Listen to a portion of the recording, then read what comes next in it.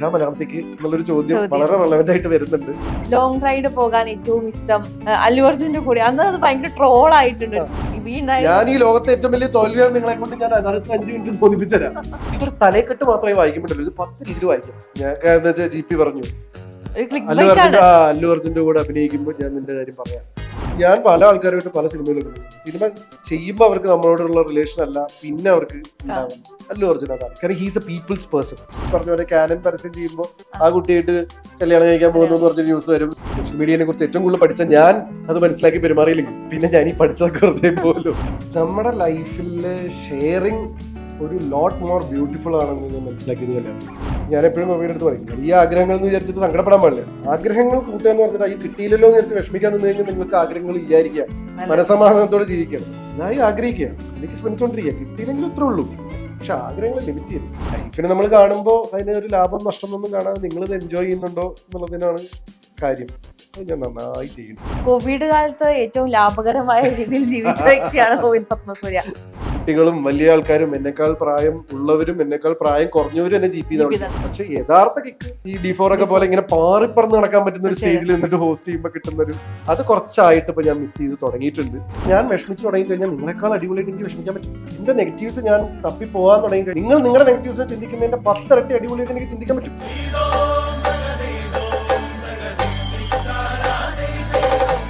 ഇനി തിരിച്ച് നമുക്ക് പഴയ കാലത്തിലേക്ക് പോവുകയാണെങ്കിൽ MG ശശിയുടെ സിനിമയിലൂടെയാണ് ആദ്യമായിട്ട് ഗോവിന്ദ് പത്മസൂര്യ എന്ന് പറയുന്ന വ്യക്തി ആളുകൾ കാണുന്നത്.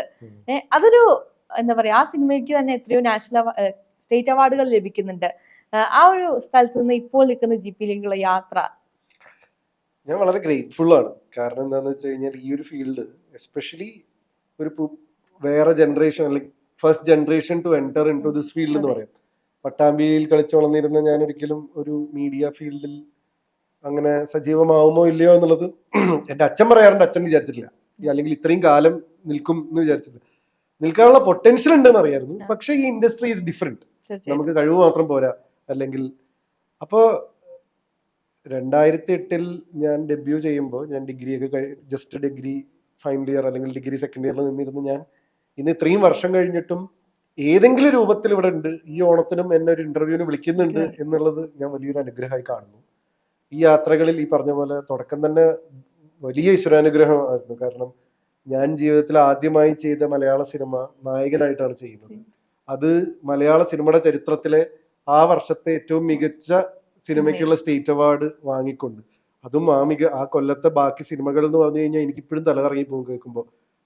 ഒരേ കടൽ, 4 പെണ്ണുങ്ങൾ, പരദേശി, ആകാശഗോപുരം എന്ന് പറഞ്ഞിട്ട് വലിയ വലിയ ആൾക്കാരുടെ സിനിമകളുടെ ഇടയിൽ നമ്മുടെ ഒരു ചെറിയ സിനിമയെ അംഗീകരിച്ച് മികച്ച സിനിമയ്ക്കും അങ്ങ് അടക്കം 5 സ്റ്റേറ്റ് അവാർഡ് വാങ്ങിക്കൊണ്ട് വരുന്ന ഒരു സിനിമയിലൂടെ എൻട്രി എന്ന് പറയുന്നത് സ്വപ്നതുല്യമായ ഒരു എൻട്രി തന്നെയാണ് എന്തൊക്കെ പറഞ്ഞാൽ. അതിൽ നിന്നും പിന്നെ ഞാൻ ഒരു അവതാരകൻ എന്നുള്ള രീതിയിൽ 2 തവണ back to back state award വാങ്ങുക എന്ന് പറയുന്നത് വീണ്ടും അതിമധുരമാണത്. കാരണം ഞാൻ ഒരിക്കലും വിചാരിച്ചില്ല ഞാനൊരു അവതാരകനാവും എന്നുള്ളത്. ഞാൻ സിനിമാ നടനായി എസ്റ്റാബ്ലിഷ് ആവാൻ വേണ്ടി ഓടി നടക്കുമ്പോൾ അവിടുന്ന് വഴിതെറ്റിപ്പോയി. അവിടുന്നും വീണ്ടും ഈശ്വരനെ അനുഗ്രഹിക്കുക 2 സ്റ്റേറ്റ് അവാർഡ് തന്നുകൊണ്ട്. പക്ഷെ അതിനേക്കാൾ ഉപരി GP എന്ന് പറഞ്ഞുകൊണ്ട് ആളുകൾ ചേർത്ത് പിടിക്കുക. കുട്ടികളും വലിയ ആൾക്കാരും എന്നെക്കാൾ പ്രായം ഉള്ളവരും എന്നെക്കാൾ പ്രായം കുറഞ്ഞവരും എന്നെ GP അവിടെ വേറെ സംഭവമൊന്നുമില്ല. GP ചേട്ടാന്നോ GP അനിയാന്നോ പരിപാടികളൊന്നുമില്ല, എല്ലാവരുടെയും GP. അത് അവാർഡിനേക്കാൾ വലിയൊരു സന്തോഷമാണ്. അതിലും വലിയ സന്തോഷമായിട്ട് എനിക്ക് തോന്നുന്നു ഇത് 2014 നടന്ന സംഭവമാണ്. D4 10 കൊല്ലം കഴിഞ്ഞിട്ടും ഇപ്പോഴും അതിനെക്കുറിച്ച് സംസാരിക്കുന്നു. ഇത് ഞങ്ങളുടെ GP എന്ന് പറയുന്നു വീണ്ടും എനിക്കൊരു ഈശ്വരാനുഗ്രഹമായി തോന്നുന്നു. ഇതിന്റെ ഇടയിൽ നമ്മുടെ ഒന്നും നാടല്ലാത്ത ഒരു തെലുങ്ക് ദേശത്ത് പോയിട്ട് അല്ലു അർജുനെ പോലെയുള്ള ഒരാളുടെ സിനിമയിൽ അഭിനയിക്കാൻ സാധിക്കുക. ആ സിനിമ അവിടെ ഇവിടുത്തേക്ക് ഒരു ദൃശ്യം പോലെയാണ് അന്ന് വൈകുണ്ഠപുരം അവിടെ സ്വീകരിക്കപ്പെട്ടത്. അതുകൊണ്ട് എനിക്ക് എന്ത് പറ്റിച്ച് ഇപ്പൊ ഞാൻ 5ാമത്തെ തെലുങ്ക് പടം ചെയ്യാണ്. ഈ ഗ്യാപ്പിൽ എനിക്ക് നാഗാർജുന സാറിന്റെ കൂടെ ഒരു സിനിമ അഭിനയിച്ചു, നാഗചൈതന്യയുടെ കൂടെ അഭിനയിച്ചു. നാനി എന്ന് പറഞ്ഞ ആക്ടർ പ്രൊഡ്യൂസ് ചെയ്ത പടത്തില് 5 നായകന്മാരിൽ ഒരു നായകനായിരുന്നു. മീൻസ് 5 കഥയായിട്ടാണ് അതുണ്ടായിരുന്നു. അദ്ദേഹത്തിന്റെ പെങ്ങളാണത് ഡയറക്ട് ചെയ്തത്. അപ്പൊ അദ്ദേഹത്തിന്റെ ഏറ്റവും പെറ്റ് പ്രൊജക്ട് ആയിരുന്നു. സ്വന്തം പെങ്ങൾ ആദ്യമായി ഡയറക്ട് ചെയ്യാൻ പോകുന്ന പടത്തിലെ ഒരു ലീഡിന് വേണ്ടിയിട്ട് അദ്ദേഹം എന്നെ ചൂസ് ചെയ്തു എന്നുള്ളത് എനിക്ക് ഭയങ്കര സന്തോഷം. അങ്ങനെയൊക്കെയുള്ള കാര്യങ്ങൾ നോക്കുമ്പോൾ കിട്ടിയതൊക്കെ ബോണസാണ്, വലിയ അനുഗ്രഹമാണ്.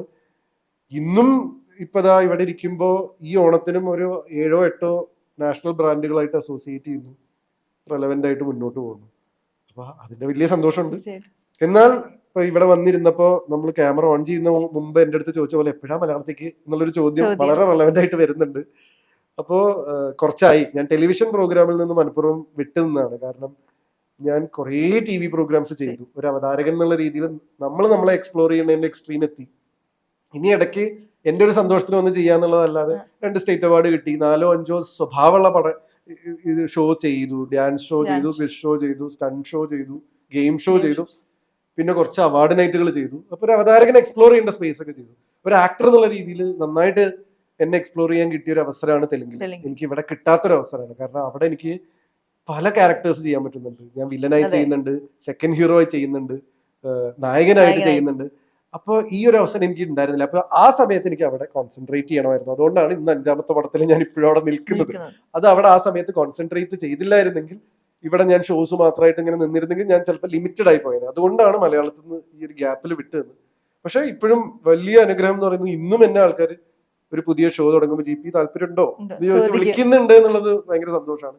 ഈ അടുത്തും ഞാൻ ഇപ്പൊ ഇവിടെ നാട്ടില് മഴവിലിന്റെ ഒരു ഷോ ചെയ്തു, ഹോസ്റ്റ് ചെയ്തു. ഇപ്പൊ സൈമ അവാർഡ്സ് ചെയ്യാൻ പോകുന്നു ഇടയ്ക്ക്. പക്ഷെ ഈ ഫിലിം അവാർഡ്സ് ചെയ്യുമ്പോൾ ഞാൻ ഈ D4 ഒക്കെ ചെയ്യുന്ന പോലത്തെ ഒരു സുഖമല്ല കേട്ടോ. കാരണം അതിനൊരു സ്ട്രിക്ട് പാറ്റേൺ ആണ്. അതിൽ നമുക്ക് കാര്യമായിട്ട് അധികം ചെയ്യല്ല. എങ്കിലും അതൊരു വലിയ ഉത്സവത്തിന്റെ ഭാഗമായിട്ട് നമ്മളാണ് മാസ്റ്റർ ഓഫ് സെറമണി ആയിട്ട് നിന്നിട്ട് നടത്തുന്നത് എന്ന് പറയുമ്പോൾ കിട്ടുന്ന ഒരു ഗാംഭീര്യം ഉണ്ടല്ലോ, അതിന്റെ ഒരു കിക്കിന് വേണ്ടി മാത്രം ചെയ്യുന്നത്. പക്ഷെ യഥാർത്ഥ കിക്ക് ഈ D4 ഒക്കെ പോലെ ഇങ്ങനെ പാറിപ്പറന്ന് നടക്കാൻ പറ്റുന്ന ഒരു സ്റ്റേജിൽ നിന്നിട്ട് ഹോസ്റ്റ് ചെയ്യുമ്പോൾ കിട്ടുന്നൊരു അത് കുറച്ചായിട്ട് ഇപ്പൊ ഞാൻ മിസ് ചെയ്ത് തുടങ്ങിയിട്ടുണ്ട്. പക്ഷേ എന്റെ ഫസ്റ്റ് പ്രയോറിറ്റി എന്ന് പറയുന്നത് ആസ് ആൻ ആക്ടർ തെലുങ്കിൽ കുറച്ചുകൂടെ എസ്റ്റാബ്ലിഷ് ചെയ്യുക. അതിന്റെ കൂട്ടത്തിൽ മലയാളത്തിലും കൂടെ ഞാൻ ശ്രമിക്കുന്നുണ്ട്.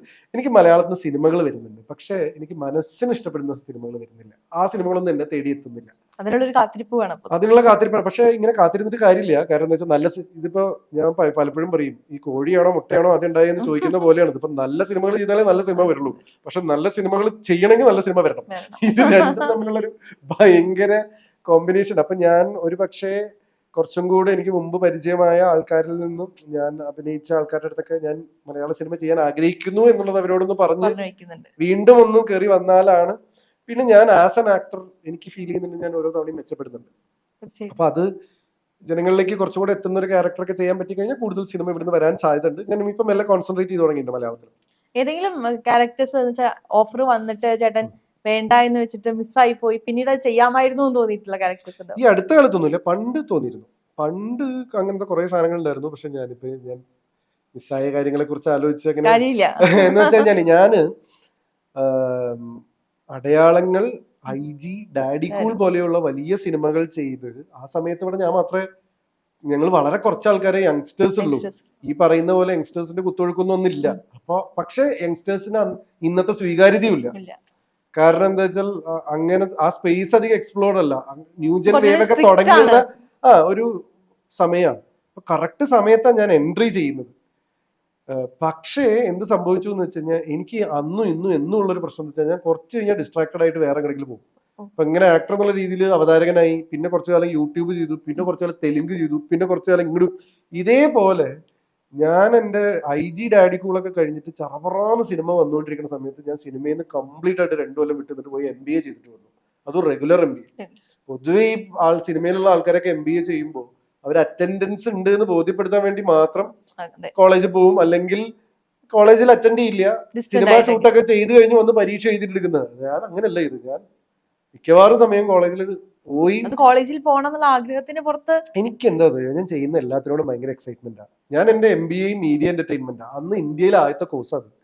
ഇതുവരെ അന്ന് ഞാൻ പറയുന്നത് ഞാൻ MBA ചെയ്യുന്ന 2010-ലാണ്. 2010 ഇന്ത്യയിലെ ആദ്യത്തെ MBA കോഴ്സ് ആയിരുന്നു, മണിപ്പാൽ യൂണിവേഴ്സിറ്റിയുടെ കോഴ്സ് ആയിരുന്നു. പക്ഷെ ഞങ്ങളുടെ ക്യാമ്പസ് എന്ന് പറയുന്നത് ബോംബെയിലെ സുഭാഷ് ഗയുടെ വിസ്ലിംഗ് വുഡ്സ് ഇന്റർനാഷണൽ എന്ന് പറഞ്ഞിട്ടുള്ള ഫിലിം സിറ്റിക്ക് അകത്തുള്ള ക്യാമ്പസ് ആയിരുന്നു. അന്ന് ഞങ്ങൾക്ക് ക്ലാസ് എടുക്കാൻ വന്നിരുന്നത് UTV, PVR, റെഡ് ചില്ലീസിന്റെ ഒക്കെ CEO പോസ്റ്റിലുള്ള ആൾക്കാരാണ്. കാരണം ഇത് ബിസിനസ് കോഴ്സാണ്, ക്രിയേറ്റീവ് കോഴ്സ് അല്ല. ഞാൻ അന്ന് പഠിക്കാൻ പോയത് ആക്ടിങ് കോഴ്സോ ഡയറക്ഷൻ കോഴ്സോ ഒന്നുമല്ല, ഇതിന്റെ ബിസിനസ് പെർസ്പെക്റ്റീവാണ്. അപ്പൊ എന്താന്ന് വെച്ച് കഴിഞ്ഞാൽ അങ്ങനത്തെ ആൾക്കാർ വന്നിട്ട് ഞങ്ങളുടെ അടുത്ത് അന്ന് പറയുമായിരുന്നു 10 കൊല്ലം കഴിഞ്ഞാൽ ചിലപ്പോൾ സോഷ്യൽ മീഡിയ എന്ന് പറഞ്ഞൊരു സാധനം വന്നേക്കാം. അന്ന് അതിന്റെ പേര് ന്യൂ ആൻഡ് ഇന്ററാക്റ്റീവ് മീഡിയ എന്നാണ്. അതെന്റെ സ്പെഷ്യലൈസേഷൻ ആയിരുന്നു. അന്ന് അവര് പറയും അമേരിക്കയിൽ KC നൈറ്റ്സാറ്റ് ഒക്കെ പോലെയുള്ള ആൾക്കാർ വ്ളോഗിംഗ് എന്നൊക്കെ പറഞ്ഞിട്ടുള്ള പരിപാടികളൊക്കെ ചെറുതായി തുടങ്ങിയിട്ടുണ്ട്. അപ്പൊ ഇതൊരു 10 കൊല്ലം കഴിഞ്ഞാൽ ഈ സ്പേസിലേക്ക് മെല്ലെ മെല്ലെ കയറി വരും ഇന്ത്യയില്. അപ്പൊ അതൊക്കെ എനിക്ക് വളരെ ഇൻട്രസ്റ്റിംഗ് ആയിരുന്നു. ഞാൻ അതുകൊണ്ട് എന്താന്ന് വെച്ച് കഴിഞ്ഞാൽ ഇത് പെട്ടെന്ന് എംബ്രേസ് ചെയ്യാൻ പറ്റിയൊരു വ്യക്തി കൂടിയായിരുന്നു. തീർച്ചയായിട്ടും. അപ്പൊ അങ്ങനെ ഉള്ള ഒരു സാഹചര്യം ആയതുകൊണ്ട് തന്നെ നഷ്ടങ്ങൾ എന്ന് ചോദിച്ചു കഴിഞ്ഞാൽ എനിക്ക് ആ സമയത്ത് 2 കൊല്ലത്തിൽ കുറെ നല്ല ഓഫേഴ്സ് നഷ്ടപ്പെട്ടിട്ടുണ്ട്. പക്ഷെ ഇതെന്താണെന്നറിയോ, എനിക്കതിനൊരു നഷ്ടം, ആ ഭാഗത്ത് നഷ്ടം വന്നിട്ടുണ്ട്, പക്ഷെ വേറെ ഭാഗത്ത് ലാഭം വന്നിട്ടുണ്ട്. അതുകൊണ്ട് എന്താ വെച്ചാൽ എനിക്ക് ആ 2 കൊല്ലത്തെ MBA ഇന്ന് ലൈഫിൽ യൂസ് ആവും. വളരെ വിലമതിക്കുന്ന സാധനമാണ്. അതൊരു ചെറിയ കാര്യമല്ല. അത് ഞാൻ നേടിയെടുത്തൊരു MBA ആണ്. പിന്നെ അത് ഒരുപാട് ഉപയോഗം വരുന്നുണ്ട്. പിന്നെ ജീവിതം അങ്ങനെയാണല്ലോ, ഒരു ഭാഗത്ത് നഷ്ടം ഒരു ഭാഗത്ത് ലാഭം, മീൻസ് എല്ലാം കൂടെ നമുക്ക് ഒരേ സമയത്ത് ഇതല്ലെങ്കിൽ അത് എന്ന് പറയുന്നൊരു രീതിയിലാണല്ലോ പോകുന്നത്. എനിക്കതിൽ ഒരു റിഗ്രറ്റ് ഒന്നുമില്ല. പക്ഷെ ഈ പറയുന്ന അതാ പറഞ്ഞത്, ഞാൻ ആക്ടർ എന്നുള്ള രീതിയിൽ സ്റ്റേറ്റ് അവാർഡൊക്കെ കിട്ടി വന്നു, പിന്നെ അവതാരകൻ എന്നുള്ള രീതിയിൽ സ്റ്റേറ്റ് അവാർഡ്, മീൻസ് പല പല സ്ഥലം, പിന്നെ തെലുങ്ക് ഭാഷയിലേക്ക് പോയി. അപ്പോൾ ലൈഫിനെ നമ്മൾ കാണുമ്പോൾ അതിന് ഒരു ലാഭം നഷ്ടം ഒന്നും കാണാതെ നിങ്ങൾ ഇത് എൻജോയ് ചെയ്യുന്നുണ്ടോ എന്നുള്ളതിനാണ് കാര്യം. അത് ഞാൻ നന്നായി ചെയ്യുന്നുണ്ട്. എനിക്ക് തോന്നുന്നു കോവിഡ് കാലത്ത് ഏറ്റവും ലാഭകരമായ രീതിയിൽ ജീവിച്ച വ്യക്തിയാണ് കോവിൽ പത്മസൂര്യ. ഞാൻ 2-3 ഇന്റർവ്യൂവിൽ പറയുന്നത് നിങ്ങളുടെ ഏറ്റവും കൂടുതൽ ITR നിങ്ങൾ ഫയൽ ചെയ്ത നിങ്ങൾ കോവിഡ് ലോക്ക്ഡൌൺ സമയത്ത് എല്ലാവരുടെയും റവന്യൂ നോക്കുമ്പോൾ എനിക്ക് ഏറ്റവും കൂടുതൽ റവന്യൂ വന്നൊരു സമയത്ത് അതിൽ 2-3 കാരണങ്ങൾ എന്താണെന്ന് വെച്ച് കഴിഞ്ഞാൽ, ഒന്ന്, ആ സമയത്താണ് ഞാൻ ഈ സോഷ്യൽ മീഡിയ ചാനൽസ് തുടങ്ങുന്നത്. 2, ഞാൻ ഒരുപാട് ബ്രാൻഡ് എൻഡോഴ്സ്മെന്റ്സും തുടങ്ങുന്നപ്പോൾ ഞാൻ അതിനു മുമ്പ് വരെ ഞാൻ പരസ്യ ചിത്രങ്ങൾ സംവിധാനം ചെയ്തിരുന്നു. ഏഷ്യാനെറ്റിന്റെ 25 ഇയേഴ്സിന്റെ പ്രൊമോ ഞാൻ ഡയറക്ട് ചെയ്തിരുന്നു. പിന്നെ കുറെ വലിയ വലിയ ബ്രാൻഡ്സിനുണ്ട്. ഇതിലൊന്നും ഞാൻ ഉണ്ടാവില്ല, ക്യാമറയ്ക്ക് പിന്നിൽ മാത്രം. അതുകൊണ്ട് ആൾക്കാർക്ക് അറിയണ്ടായിരുന്നു ഞാൻ ചെയ്തിരുന്നു. അപ്പൊ നമുക്കൊരു വലിയ പ്രൊഡക്ഷൻ ഹൗസ് ഉണ്ടായിരുന്നു. ഞാനും എന്റെ കസിൻ അരവിന്ദും കൂടിയിട്ടാണ് അത് ചെയ്തിരുന്നത്. അപ്പൊ ഞങ്ങൾ പോയി ബ്രാൻഡുകൾക്ക് പിച്ച് ചെയ്യും. അതും വലിയ സ്കെയിലുള്ള ആഡുകളാണ് ഞങ്ങൾ ചെയ്തിരുന്നത്, ചെറിയ ആഡ് പോലും ആയിരുന്നില്ല. ആ കാലത്ത് പ്രകാശ് വർമ്മയോടൊക്കെ ആരാധന മൂത്ത് ആഡുകൾ ചെയ്യാൻ നടന്നിരുന്ന ആളാണ്. ഇപ്പോഴാണല്ലോ ഈ ഞാൻ പറയുന്നത് എഗെയിൻ 2012-14 കാലഘട്ടങ്ങളിലാണ്. ഇപ്പോ 10 കൊല്ലം കഴിയുമ്പോൾ അദ്ദേഹം കുറെ ആൾക്കാരിലേക്ക് എത്തുന്നത് തുടരും സിനിമയിലൊക്കെ അഭിനയിച്ചപ്പോൾ ഞങ്ങൾ ഈ 10 കൊല്ലം മുമ്പേ അദ്ദേഹത്തിന്റെ ആഡുകളൊക്കെ കണ്ട് ഇൻസ്പയർഡ് ആയിട്ട് അങ്ങനെയൊക്കെ ചെയ്യണം, ആ സ്റ്റേജിൽ എത്തണം എന്നൊക്കെ ആഗ്രഹിക്കാമല്ലോ നമുക്ക്. അപ്പൊ അങ്ങനെ പോയിക്കൊണ്ടിരുന്ന സമയത്താണ് കോവിഡ് ലോക്ക്ഡൌൺ വന്ന് ഇതെല്ലാം സ്റ്റാൻഡ് സ്റ്റില്ലായി. അപ്പൊ ഞങ്ങൾക്ക് മനസ്സിലായി ഇനി, പിന്നെ ആ സമയത്ത് എനിക്കുണ്ടായ വ്യത്യാസം 2020 മാർച്ചിലാണ് വൈകുണ്ഠപുരം റിലീസാവുന്നത്. 2020 ജനുവരി 12 മാർച്ചിലാണ് ലോക്ക്ഡൌൺ. അപ്പൊ വൈകുണ്ഠപുരം വന്ന് 2 മാസം കഴിഞ്ഞപ്പോൾ ലോക്ക്ഡൌൺ. എനിക്ക് തെലുങ്കിന്ന് ഒരുപാട് ഓഫർ വരുന്നുണ്ടായിരുന്നു, പക്ഷെ ആ സമയത്ത് ചെയ്യാൻ പറ്റില്ല. എഗെയിൻ നേരത്തെ പറഞ്ഞ നഷ്ടക്കണക്കിലേക്ക് കയറ്റാൻ പറ്റുന്ന സാധനമാണ് അതൊക്കെ. പക്ഷെ ഞാൻ ഇപ്പുറത്ത് സോഷ്യൽ മീഡിയ ആക്റ്റീവായി. അപ്പൊ കുറച്ച് കഴിഞ്ഞ് ലോക്ക്ഡൌണുകൾ തീർന്നപ്പോൾ എന്ത് പറ്റിയെന്ന് വെച്ച് കഴിഞ്ഞാൽ തെലുങ്ക് പടങ്ങളും വരുന്നുണ്ട്. ഈ 2 സ്ഥലത്തും എനിക്ക് ഒരേ സമയത്ത് ആൾക്കാരെ ഐഡന്റിഫൈ ചെയ്ത് തുടങ്ങാൻ തുടങ്ങി. അപ്പൊ ബ്രാൻഡിങ് എന്ന് പറഞ്ഞൊരു പുതിയ സാധനങ്ങൾ കയറി വന്നു. അപ്പൊ എല്ലാവരും സോഷ്യൽ മീഡിയയിലൂടെ യൂട്യൂബിൽ നിന്ന് കാശുണ്ടാക്കുക, ഇൻസ്റ്റാഗ്രാം അല്ലെങ്കിൽ യൂട്യൂബിൽ നിന്നും ഫേസ്ബുക്കിൽ നിന്നൊക്കെ. ഇപ്പൊ ഫേസ്ബുക്കിൽ നിന്ന് ഇപ്പോഴാണ്, പക്ഷെ ആ കാലത്ത് എല്ലാവരും യൂട്യൂബിൽ നിന്നാണ് കാശ് ഉണ്ടാക്കിയത്. ഞാൻ ഉണ്ടാക്കിയിരുന്ന കാശ് എന്ന് പറയുമ്പോൾ യൂട്യൂബിലെ പോപ്പുലാരിറ്റി വെച്ചിട്ട് ബ്രാൻഡ് അസോസിയേഷൻസ്. ഞാൻ ഫസ്റ്റ് ബ്രാൻഡ് അംബാസഡർഷിപ്പ് ചെയ്യുന്നത് 2020 ഓരോ കമ്പനിയുടെ ഫേസ് ആയി തുടങ്ങുന്നത്. അപ്പൊ അതൊരു പുതിയ ബിസിനസ് മോഡലായിരുന്നു. ബാക്കി എല്ലാവരും സോഷ്യൽ മീഡിയയിൽ നിന്ന്, ഇപ്പൊ എന്റെയും ആൾക്കാർ തെറ്റിദ്ധരിക്കുന്ന ഒരു കാര്യം എന്താ വെച്ചാൽ, അന്നാണ് ഞാൻ യൂട്യൂബ് ചാനൽ തുടങ്ങുന്നത് പറയുമ്പോൾ ആൾക്കാർ വിചാരിക്കും ഞാൻ കാശുണ്ടാക്കിയിരുന്ന യൂട്യൂബ് ചാനലിൽ നിന്നാണ്. അല്ല, കാരണം യൂട്യൂബ് ചാനലിൽ നിന്ന് ഞാൻ എങ്ങനെ നോക്കിയാലും എനിക്കൊരു പരിധിയിലധികം കാശുണ്ടാക്കാൻ പറ്റില്ല. ഞാൻ ഒരു പരസ്യം ചെയ്താൽ കിട്ടുന്നതിന്റെ 2-1 3 ആണ് അവിടെ എനിക്ക് ഒരു മാസം യൂട്യൂബിൽ നിന്ന് കിട്ടുക. അപ്പൊ അതെനിക്കൊരു ഹോബി മാത്രമായിരുന്നു. പക്ഷെ അതെനിക്ക് ഗുണം ചെയ്തെന്താ വെച്ചാൽ എന്റെ പോപ്പുലാരിറ്റി എങ്ങനെ നിലനിർത്തി.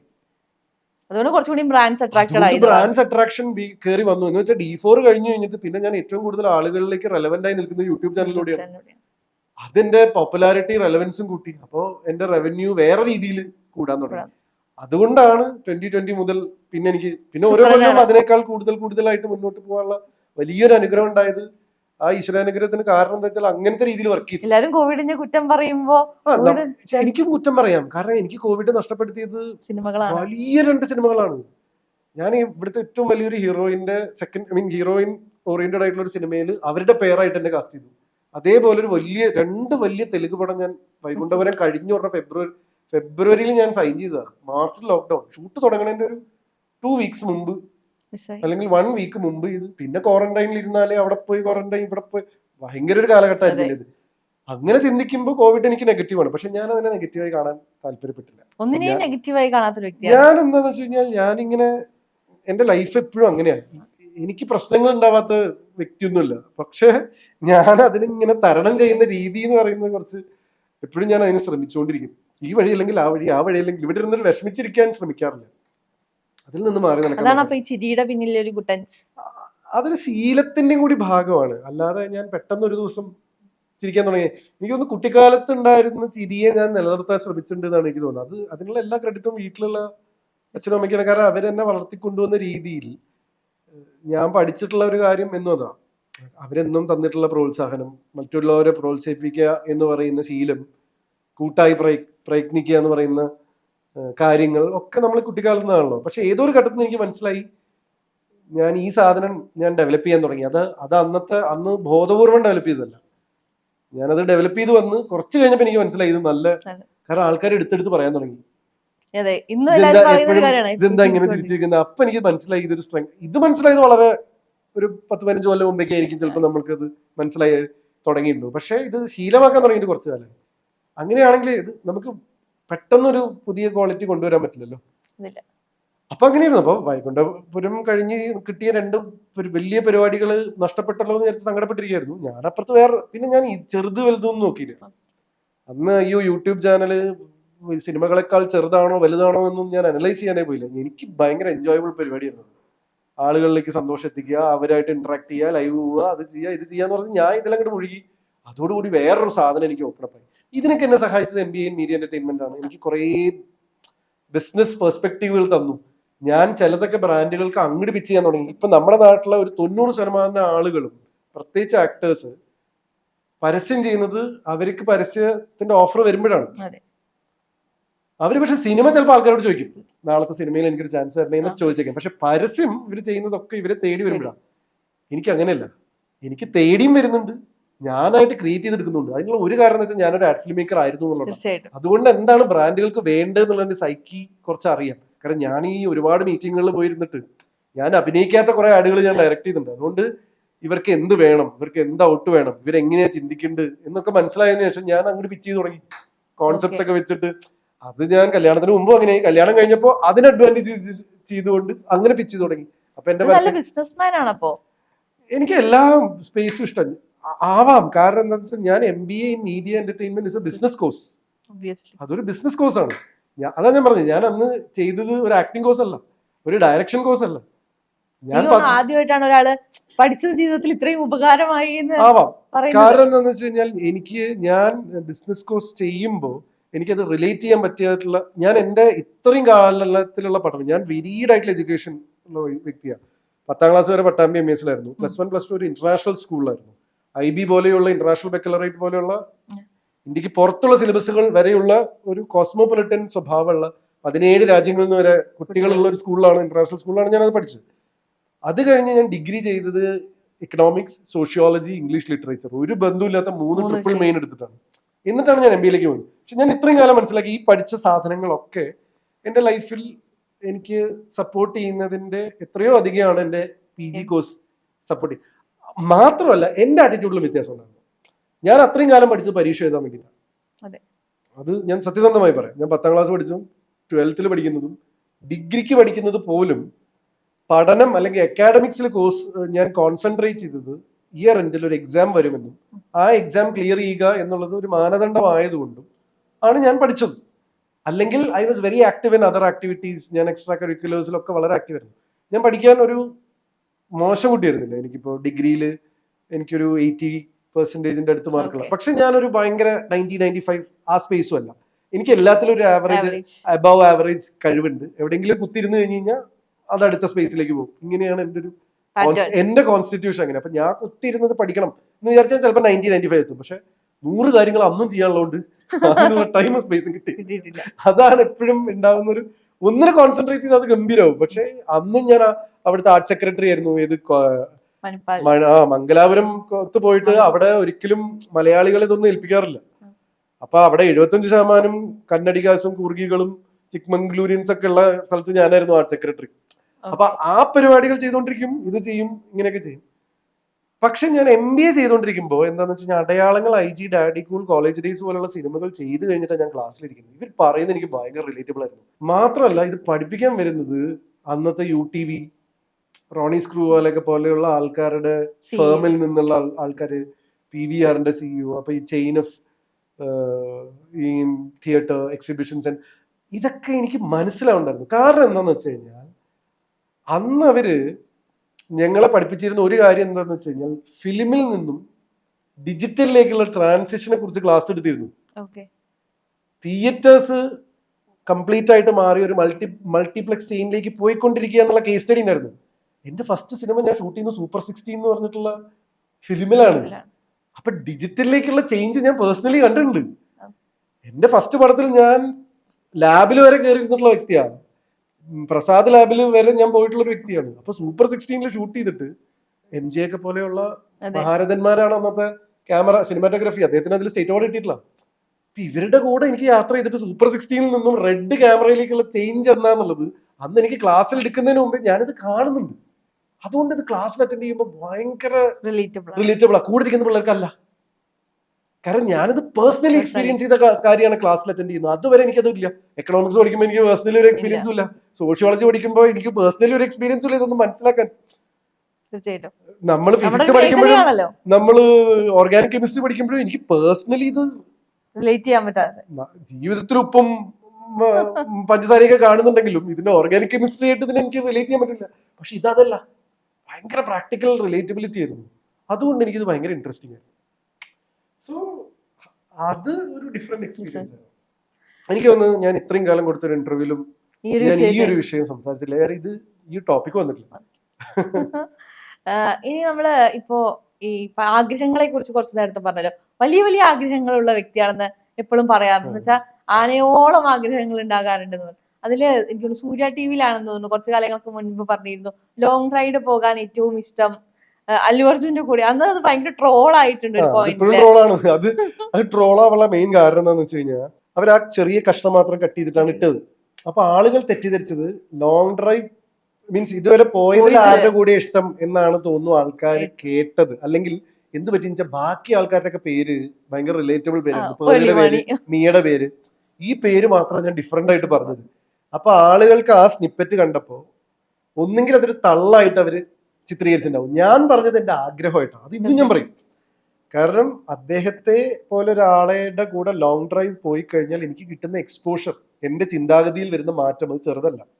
I still dream doing that. കാരണം എനിക്ക് വൈകുണ്ഠപുരം ചെയ്തുകൊണ്ടിരിക്കുമ്പോ അദ്ദേഹത്തിന്റെ കൂടെ ഞാൻ സമയം ഒരുപാട് സ്പെൻഡ് ചെയ്തിട്ടുണ്ടെങ്കിലും ഇതിന്റെ വില മനസ്സിലായത് പിന്നെയാണ്. അതാണ് ചോദിക്കാൻ. അത് കഴിഞ്ഞിട്ട് ആ സിനിമയിലേക്ക് എത്തുമ്പോ ഹൗ ഡിഡ് ഇറ്റ് ഫീൽ? അല്ല, അത് കഴിഞ്ഞിട്ടല്ല സിനിമയിലേക്ക് എത്തിയത്. അതാണ് എന്റെ വേറൊരു പ്രശ്നം. ഇതിൽ ഭയങ്കര കൺഫ്യൂഷൻസ് ഉണ്ട്. ഇതിൽ 3 സാധനങ്ങൾ ജീവിതത്തിൽ ഉണ്ടായിട്ടുണ്ട്. ഈ സംഭവം ഞാൻ പറഞ്ഞത് വൈകുണ്ഠപുരത്തിന് ശേഷമാണ്. അത് പറയാനുള്ള കാരണം എന്താ വെച്ചാൽ എനിക്ക് അല്ലു അർജുൻ എന്ന് പറയുന്ന വ്യക്തിയെ കുറിച്ച് എനിക്ക് അതുവരെ ഉണ്ടായിരുന്ന ഇംപ്രഷൻ അല്ല വൈകുണ്ഠപുരം ചെയ്തപ്പോണ്ടായി. ഞാൻ ഒരു വലിയ അല്ലു അർജുൻ ഫാൻ ആയിരുന്നില്ല. ഞാൻ ഈ പറഞ്ഞ ഹാപ്പി ബണ്ണി ഇതിനകത്തൊക്കെ ഏതൊക്കെയോ 1-2 സിനിമകളെ കണ്ടിട്ടുള്ളൂ. ഞാൻ ഈ തെലുങ്ക് ഡബ് അങ്ങനെ പോയി കാണും. ഞാൻ തെലുങ്ക് ഒറിജിനൽ സബ് ടൈറ്റിൽസിൽ കാണുന്നത്. ഞാൻ ആദ്യമായിട്ട് കാണുന്ന തെലുങ്ക് പടം എന്ന് പറയുന്ന അത്തടു എന്ന് പറഞ്ഞ പടം. ത്രിവിക്രം സാറ് ഡയറക്ട് ചെയ്ത മഹേഷ് ബാബുവിന്റെ പടം. അല്ലു അർജുൻ പടങ്ങൾ കാണാറുണ്ട്, അദ്ദേഹത്തിന് എനിക്ക് അറിയാം. പക്ഷെ എനിക്ക് ഇവിടുത്തെ അധികം ആൾക്കാരെ പോലെ ആ സമയത്ത് ബാഹുബലി ഇറങ്ങണ വരെ അല്ലു അർജുന് മാത്രമേ അറിഞ്ഞിരുന്നുള്ളൂ എന്നുള്ള സ്പേസ് ആയിരുന്നില്ല എന്റെ. എനിക്ക് യമദൊങ്ക മുതലുള്ള രാജ്മൗലി സാർ ചെയ്ത എല്ലാ സിനിമകളും ഞാൻ ഫോളോ ചെയ്യുന്ന ഒരു വ്യക്തിയാണ്. ഇവിടെ ആൾക്കാര് മഗധീരയോ അല്ലെങ്കിൽ ബാഹുബലി എത്തിയപ്പോഴാണ്, മഗധീര എത്തിയപ്പോഴും രാജമൗലി സാറ് സെലിബ്രേറ്റ് ചെയ്യപ്പെട്ടിട്ടില്ല. കാരണം ആ മഗധീര എന്നുള്ള സിനിമയുടെ കണ്ടന്റ് ആണ് ഇതാക്കിയത്. ബാഹുബലിയിലാണ് രാജമൗലി എന്നുള്ള ആൾ. പക്ഷെ രാജമൗലി എന്നുള്ള ആൾ ആദ്യത്തെ 2 പടം കഴിഞ്ഞപ്പോ തന്നെ അവിടെ സ്റ്റാർ ആയി. എനിക്കിപ്പോഴും ഓർമ്മയുണ്ട്, ഞാൻ ഡിഫോ ഡാൻസിന്റെ ഫ്ലോറിൽ നിൽക്കുന്നത് പ്രിയാമണിയെ കണ്ടപ്പോ ഞാൻ ആദ്യം പറഞ്ഞു, നിങ്ങൾ യമദൊങ്കയിൽ അഭിനയിച്ചല്ലേ, രാജമൗലി സാറിന്റെ കൂടെ അഭിനയിച്ചില്ല. അന്ന് 2014 ഞാൻ ആ ഫ്ലോറിൽ ഇത് പറയുമ്പോ ഇതിന് ആർക്കും വലിയ ഇമ്പാക്ട് മീൻസ് അത് കഴിഞ്ഞ് നെക്സ്റ്റ് ഇയറിലാണ് ബാഹുബലി ഇറങ്ങുന്നത്. അപ്പൊ ഇത് എനിക്ക് ആ എക്സ്പോഷർ ഉണ്ടായിരുന്നു. പക്ഷെ എനിക്ക് അല്ലു അർജുനോട് ഒരു പ്രത്യേകത, ഇദ്ദേഹത്തിന്റെ കൂടെ ടൈം സ്പെൻഡ് ചെയ്തപ്പോഴാണ് ഞാൻ ശരിക്കും ഫാനായി പോയി. കാരണം ഞാൻ അദ്ദേഹത്തിന്റെ ഓൺ സ്ക്രീനേക്കാൾ ഓഫ് സ്ക്രീൻ ഫാനായി പോയി. കാരണം ഇദ്ദേഹത്തിന്റെ കാഴ്ചപ്പാട്, ഇദ്ദേഹത്തിനും നല്ല ക്രിറ്റിസിസംസും പരിപാടികളൊക്കെ വരുന്നുണ്ട്. പക്ഷെ അദ്ദേഹം അതിനെ എടുക്കുന്ന രീതി, അദ്ദേഹം ആൾക്കാരോട് പെരുമാറുന്ന രീതി, പടം കഴിഞ്ഞ് 4 കൊല്ലം കഴിയുമ്പോഴും എന്നെ കാണുമ്പോൾ അദ്ദേഹം പെരുമാറുന്നത് ഒരു ആവശ്യമില്ല എന്റെ. അത് കാരണം ഞാൻ പല ആൾക്കാരുമായിട്ട് പല സിനിമയിലും അഭിനയിച്ചിട്ടുണ്ട്. സിനിമ ചെയ്യുമ്പോൾ അവർക്ക് നമ്മളോടുള്ള റിലേഷൻ അല്ല പിന്നെ അവർക്ക് ഉണ്ടാവുക. അല്ലു അർജുൻ അതല്ല, അത് അദ്ദേഹത്തിന്റെ ക്വാളിറ്റിയാണ്. അതുകൊണ്ട് തന്നെ ഞാൻ അദ്ദേഹത്തിന്റെ ഫാനാണ്. പിന്നെ അദ്ദേഹം ജനങ്ങളും അദ്ദേഹത്തിന്റെ ഫാൻസ് ആയിട്ട് ഇന്ററാക്ട് ചെയ്യുന്ന രീതി. കാരണം ഞാനൊരു സോഷ്യൽ മീഡിയ പേഴ്സൺ, ഞാൻ ഒരു ക്രൗഡ് പേഴ്സൺ ആണ്, ഞാനൊരു ഹോസ്റ്റ് ആണ്. ഞാൻ ആൾക്കാരുടെ ഇടയിലേക്ക് ഡീഫോ ഡാൻസ് സമയത്തൊക്കെ കോളേജുകളിൽ പോയിട്ട് പിള്ളേരുടെ ഇടയിലേക്ക് ഇറങ്ങി സെൽഫി എടുത്തിരുന്ന ഒരു വ്യക്തിയാണ്. അപ്പൊ ആ എന്റെ ആറ്റിറ്റ്യൂഡിന്റെ വേറൊരു തലമാണ് ഞാൻ ഇദ്ദേഹത്തിൽ നിന്ന്. അതെനിക്ക് പഠിക്കാനുള്ള ഒരു വലിയ പരിപാടിയായിരുന്നു. അതുകൊണ്ടാണ് ഞാൻ അല്ലു അർജുന്റെ ഇത്രയും സെലിബ്രേറ്റ് ചെയ്യുന്നത്. കാരണം and he's A perfect mix of everything. എനിക്ക് ആ തരത്തിലുള്ള ലൈം ലൈറ്റ് ഇഷ്ടമാണ്, എനിക്ക് ആ തരത്തിലുള്ള സ്റ്റാർഡം ഇഷ്ടമാണ്. കാരണം ഹീസ് എ പീപ്പിൾസ് പേഴ്സൺ. പിന്നെ അദ്ദേഹത്തിന് ഒരു സ്വാഗം ഉണ്ട്, അദ്ദേഹം ആസ് ആൻ ആക്ടർ മെച്ചപ്പെടുന്നുണ്ട്, അതിൽ ഒരു സംശയമില്ല. നമ്മളിപ്പോ എത്ര തന്നെ അദ്ദേഹത്തിനെ ക്രിട്ടിസൈസ് ചെയ്താൽ കഴിഞ്ഞാൽ അദ്ദേഹം ഇടുന്ന എഫേർട്ട് എനിക്കറിയാം. അദ്ദേഹം ഒരു ലെവൽ ഓഫ് പെർഫോമൻസ് അദ്ദേഹത്തിന്റെ എല്ലാ ഇതിലും അദ്ദേഹം മെച്ചപ്പെടുന്നുണ്ട്. അതൊക്കെ എനിക്ക് ഇൻസ്പയറിംഗ് ആയിരുന്നു. അതുകൊണ്ടാണ് ഞാൻ പറഞ്ഞു എനിക്ക് അദ്ദേഹത്തിന്റെ കൂടെ യാത്ര ചെയ്യാൻ. കാരണം ഞാൻ കുറെ കാര്യങ്ങൾ, കാരണം അദ്ദേഹം അന്ന് എൻ്റെ അടുത്ത് എത്രയാണ് പ്രായം, അപ്പൊ നിങ്ങൾക്ക് you have a long way to go, അദ്ദേഹം പറയുന്ന കാര്യങ്ങളുണ്ടല്ലോ. അപ്പൊ നിങ്ങൾ ഈ ടൈപ്പ് ഓഫ് സിനിമ ചെയ്ത് കഴിഞ്ഞ് കഴിഞ്ഞാൽ നിങ്ങൾക്ക് ഇങ്ങനെ ചെയ്യാം തെലുങ്കില്. ഞാൻ ചോദിച്ചു തെലുങ്കിൽ അപ്പൊ എങ്ങനത്തെ പടങ്ങൾ ചെയ്യാം, ഇങ്ങനത്തെ സാധനങ്ങളൊക്കെ അന്ന് ഡിസ്കസ് ചെയ്യാൻ പറ്റിയിരുന്നു. പിന്നെ ഇങ്ങനെ കിട്ടുന്നില്ലല്ലോ, അപ്രോച്ചബിളേ അല്ലല്ലോ. പിന്നെ എപ്പോഴെങ്കിലും മെസ്സേജ് റെസ്പോണ്ട് ചെയ്യുന്നുള്ളതല്ലാതെ. അതുകൊണ്ടാണ് ഞാൻ പറഞ്ഞത് എനിക്ക് ലോങ് ഡ്രൈവ് പോകുമ്പോൾ അദ്ദേഹത്തിന്റെ കൂടെ പോകാൻ താല്പര്യമുണ്ട്. കാരണം ഞാൻ പിന്നെ ഈ ഓഫ് ലൈറ്റ് മനസ്സിലാക്കിയ ഒരു കാര്യം, ഒരാളോട്, അത് കല്യാണം കഴിഞ്ഞപ്പോൾ ഏറ്റവും കൂടുതൽ മനസ്സിലാക്കിയത്, ഒരാളോട് ഏറ്റവും കൂടുതൽ നമ്മൾ സംസാരിക്കാൻ കിട്ടുന്ന സമയം എന്ന് പറയുന്നത് കാരണം അതാണ്. നമുക്ക് ഡിസ്ട്രാക്ഷൻസ് ഇല്ല, എസ്പെഷ്യലി നമ്മൾ ആ വണ്ടി ഓടിക്കുന്നെങ്കിൽ. ദൂരെ പ്രത്യേകിച്ച് ലോങ് ഡ്രൈവ് പോയി കഴിഞ്ഞാൽ പാട്ടും കൂടെ വെക്കുന്നില്ല എന്നുണ്ടെങ്കിൽ നിങ്ങൾ സംസാരിച്ചോണ്ടേ ഇരിക്കുക, ഇതിന്ന് ഇറങ്ങി ഓടാൻ പറ്റില്ലല്ലോ. അപ്പൊ ഞാൻ എന്റെ ഏറ്റവും ബെസ്റ്റ് ഫ്രണ്ടായ അഭിജിത്ത് കർമ്മയുടെ അടുത്തും അല്ലെങ്കിൽ ഇപ്പൊ ഗോപിയുടെ അടുത്തൊക്കെ ഏറ്റവും കൂടുതൽ സംസാരിക്കുന്നത് ഡ്രൈവിൽ പോകുമ്പോഴും. അതുകൊണ്ടാണ് ഞാൻ അദ്ദേഹത്തിന്റെ പേര് സജസ്റ്റ് ചെയ്തത്. പക്ഷെ ഇദ്ദേഹമായിട്ട് എനിക്ക് വേറൊരു ഇൻട്രസ്റ്റിംഗ് ബന്ധമുണ്ട്. അത് വൈകുണ്ഠപുരത്തിന് മുമ്പാ ഡീഫോ ഡാൻസ് ചെയ്തുകൊണ്ടിരിക്കുമ്പോൾ അതിലത്തെ ഒരു പെൺകുട്ടി ഒരു ആക്ട് ചെയ്തത് ഇദ്ദേഹത്തിനെ ചുറ്റി, ഹൈദരാബാദിൽ നിന്നായിരുന്നു. ഇദ്ദേഹത്തിന്റെ കട്ട ആരാധകനായിരുന്നു. അന്ന് ഞാൻ ആ ഫ്ലോറിൽ വെറുതെ ഞാൻ പറയുന്നുണ്ട്, താൻ പേടിക്കണ്ട, ഞാൻ എന്തെങ്കിലും അദ്ദേഹത്തിന്റെ കൂടെ അഭിനയിക്കുമ്പോൾ തന്നെ അന്വേഷണം അറിയിക്കാം എന്നൊരു സാധനം പറയണ്ട. അതെന്റെ ഒരു ആറ്റിറ്റ്യൂഡിന്റെ രീതി മാത്രമാണ്. അത് കഴിഞ്ഞ് ഞാനന്ന് സ്വപ്നത്തിൽ പോലും അന്ന് തന്നെ എല്ലാവരും കൂടെ കളിക്കും. ഇപ്പോഴും അങ്ങനെയാണ്. അപ്പൊ ആകളൊരു വ്യത്യാസം എന്താ വെച്ചാൽ സോഷ്യൽ മീഡിയ കൂടുതലായതിനു ശേഷം ഞാൻ ഇങ്ങനത്തെ കാര്യങ്ങൾ പുറത്തു പറയാറില്ല. പണ്ട് എനിക്ക് വലിയ ബോധമില്ലാത്തതുകൊണ്ട് ഞാൻ ഇതൊക്കെ പറയുമായിരുന്നു. ഇപ്പോഴും എനിക്ക് ആഗ്രഹത്തിനൊരു കുറവില്ല. പക്ഷെ ഇപ്പൊ എന്താന്ന് വെച്ച് കഴിഞ്ഞാൽ ആൾക്കാരെല്ലാം എന്ത് പറ്റുന്ന പറയും, ഈ പറയുന്ന ഒരു സെന്റൻസ് മാത്രമായിട്ട് നാളെ ന്യൂസ് പോകുമ്പോഴേ ഇതിന് ഭയങ്കര ബോറാണ്. ഇത് ഞാൻ ചെയ്യുന്ന ഇന്റർവ്യൂ നിങ്ങൾ കേൾക്കുമ്പോൾ അത്ര ബോറ് തോന്നില്ല. കാരണം നിങ്ങൾ എന്റെ ബോഡി ലാംഗ്വേജ് കാണുന്നുണ്ട്, വോയിസ് മോഡുലേഷൻ കേൾക്കുന്നുണ്ട്, ഞാൻ എന്ത് ആറ്റിറ്റ്യൂഡിൽ അത് പറയുന്നത് മനസ്സിലാവുന്നുണ്ട്. ഇതൊരു തലക്കെട്ട് മാത്രമേ വായിക്കുമ്പോഴല്ലോ, ഇത് 10 രീതിയിൽ വായിക്കാം.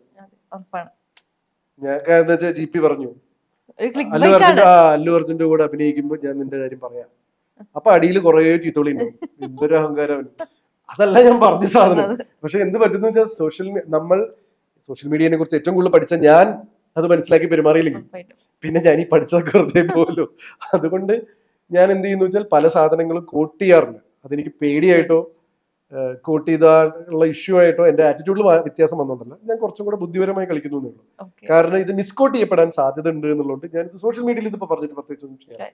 എന്റെ സുഹൃത്തുക്കളുടെ അടുത്തും എന്റെ ചുറ്റുള്ളടത്തും ഗോപിയൊക്കെ ഇടയ്ക്കിടയ്ക്ക് ഇപ്പോഴും ഇതൊക്കെ കേൾക്കുന്നുണ്ട്. അവള് പറയാറുണ്ട് ഇത് ഇച്ചിരി ഓവറായിട്ടത്. പക്ഷെ എനിക്ക് ഓവറായി തോന്നുന്നില്ല. എനിക്കത് നടന്നില്ലെങ്കിൽ സങ്കടമില്ല. ആഗ്രഹിക്കാൻ നിങ്ങൾ ധൈര്യപ്പെട്ടില്ലെങ്കിൽ പിന്നെ വേറെ ആരാ ധൈര്യപ്പെടുക? നിങ്ങൾ ആഗ്രഹിക്കാൻ ധൈര്യപ്പെട്ടില്ലെങ്കിൽ പിന്നെ നാട്ടുകാർ ഇത് സംഭവിച്ചു. നിങ്ങൾക്കേ ധൈര്യമില്ല ഇങ്ങനത്തെ സാധനങ്ങൾ ആഗ്രഹിക്കാൻ, അപ്പൊ പിന്നെ നാട്ടുകാർ ഹി ഡസന്റ് ഡിസർവ് ഇറ്റ് എന്ന് പറയും. ഞാൻ മാനിഫെസ്റ്റേഷനിലൊന്നും ഒരിക്കലും നോക്കില്ല. ഞാൻ കേട്ടിട്ടുണ്ടത്, എസ്പെഷ്യലി ഞാൻ ഏറ്റവും കൂടുതൽ പറഞ്ഞു കേട്ടിട്ടുള്ള പേളിമാനി പറഞ്ഞിട്ടാണ്. അപ്പോഴാണ് ഞാൻ ഇതിനെ കുറിച്ച് കൂടുതൽ ഞാൻ ഏറ്റവും കൂടുതൽ കേട്ടിട്ടുള്ള ആ സ്പേസ് എന്നൊക്കെയാണ്. പിന്നെ ആൾക്കാരുടെ അടുത്ത് ചോദിക്കാറുണ്ട്. പക്ഷെ ഞാൻ ഇന്നൊരു സാധനം എനിക്ക് വേണം എന്ന് പറഞ്ഞ് അത് മനസ്സിൽ വെച്ച് ഞാൻ അതിലേക്ക് ഇതുവരെ വർക്ക് ചെയ്തിട്ടില്ല. അതിനുള്ള കാരണം എന്താണെന്ന് വെച്ച് കഴിഞ്ഞാൽ എനിക്കൊരിക്കലും ഇന്ന സാധനം വേണം തോന്നിയിട്ടില്ല. ഞാൻ എപ്പോഴും ഇത് നേച്ചറിന് വിട്ടുകൊടുക്കുക ചെയ്യാം. കാരണം എനിക്ക് ഏറ്റവും അടിപൊളിയായിട്ടുള്ള സാധനം ഞാൻ പോലും ചിന്തിക്കാത്ത സാധനങ്ങൾ നേച്ചർ എനിക്ക് കൊണ്ടുവരിക.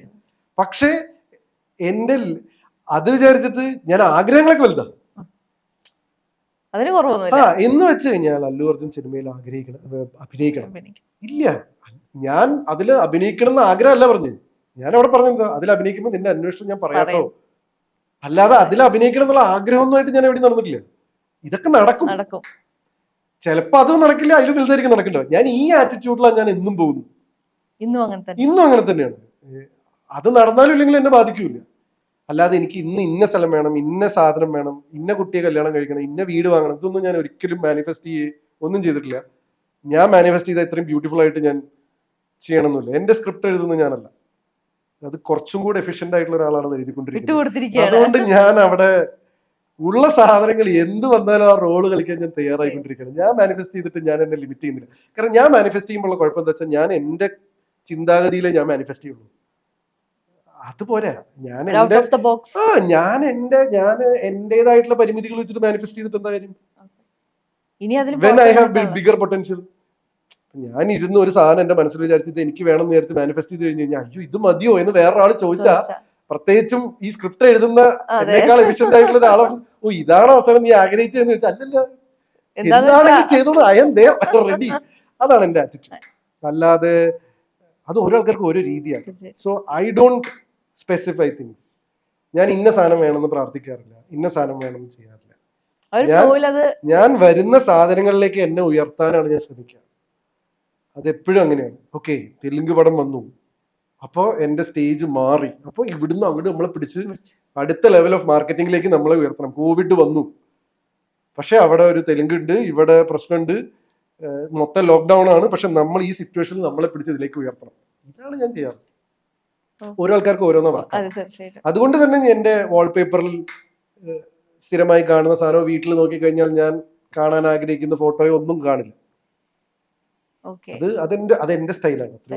അത് ഓരോ ആൾക്കാർക്ക് ഓരോ സ്റ്റൈലാണ്. അപ്പൊ ഞാൻ കണക്റ്റഡ് ആയിട്ടുള്ള എനർജിയെ വേറെ.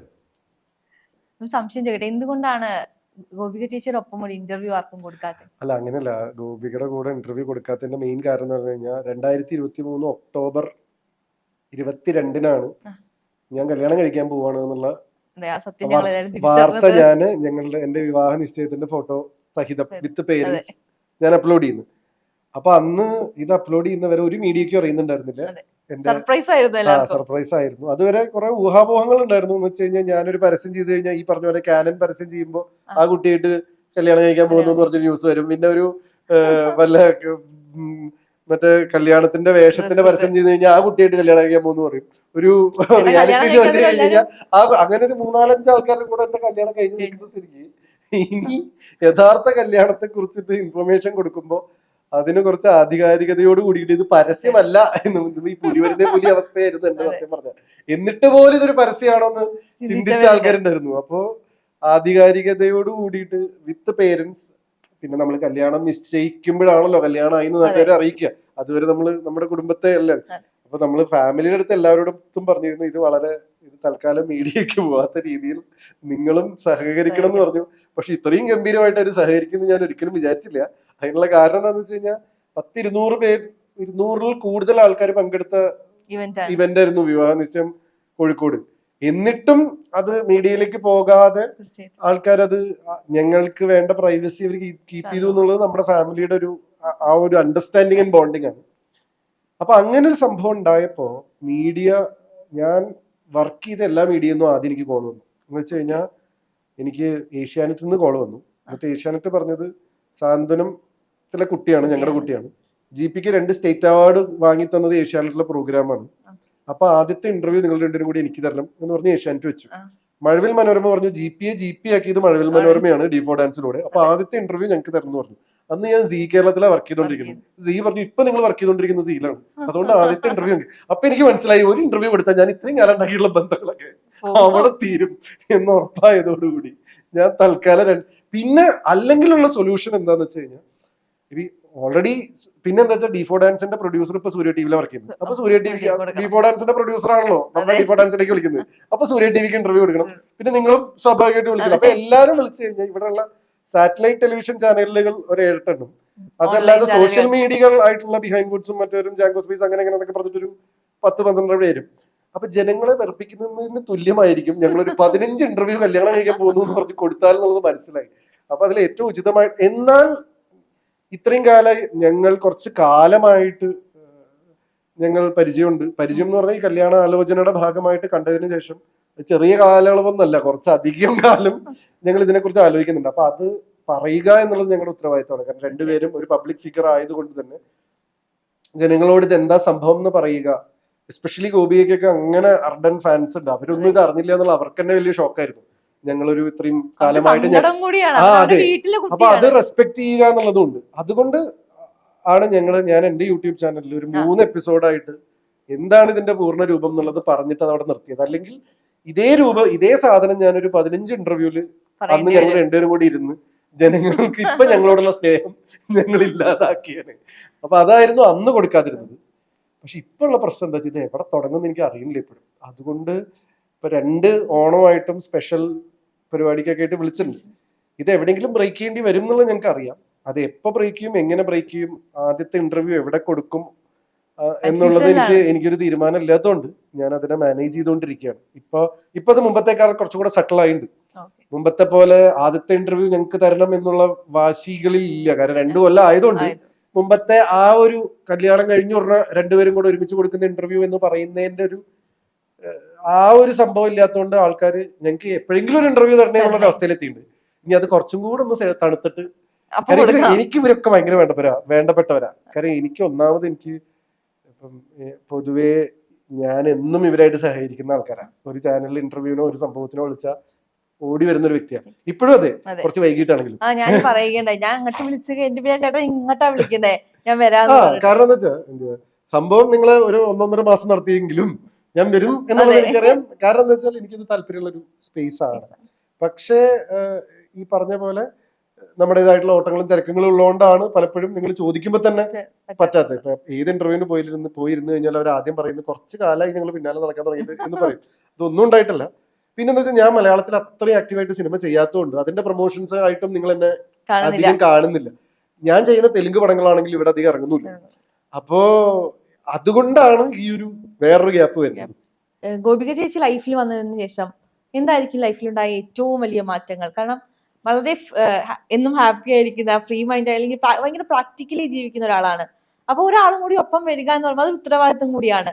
സോ എങ്ങനെ അത് ഹാൻഡിൽ ചെയ്യാൻ പറ്റി? എങ്ങനെയാണ് ആ ഒരു ഡിഫറൻസ് എങ്ങനെയാണ് ലൈഫിൽ? നമ്മുടെ ലൈഫിൽ ഷെയറിങ് ഒരു ലോട്ട് മോർ ബ്യൂട്ടിഫുൾ ആണെന്ന് ഞാൻ മനസ്സിലാക്കിയത് കല്യാണം കഴിഞ്ഞിട്ട്. ഞാൻ പൊതുവെ എൻ്റെ ഹാപ്പിനെസ് ഒക്കെ ആൾക്കാർ ഷെയർ ചെയ്യാറുണ്ട്. പക്ഷെ ഇത്രയും അഗ്രസീവായിട്ട് നടക്കുന്ന എല്ലാ കാര്യങ്ങളും എല്ലാം ഒരാളായിട്ട് ഡിസ്കസ് ചെയ്ത് എല്ലാ പരിപാടികളും അറിയുന്ന അങ്ങനെ ഒരു സിറ്റുവേഷൻ ഉണ്ടായിട്ടില്ല. അപ്പൊ എനിക്ക് തോന്നിയ ഏറ്റവും വലിയ മാറ്റം അതാണ്. The beauty of sharing, the beauty of including someone else also as a part of you. അയാളും നിങ്ങളുടെ ഭാഗമാണ്, അയാളുടെ സക്സസ് നിങ്ങളുടെ സക്സസ് ആണ്, അയാളുടെ വളർച്ച നിങ്ങളുടെ വളർച്ചയാണ്, അയാളുടെ വേദന നിങ്ങളുടെ വേദനയാണെന്ന് മനസ്സിലാക്കുന്ന ഒരു സിറ്റുവേഷൻ ഉണ്ടല്ലോ.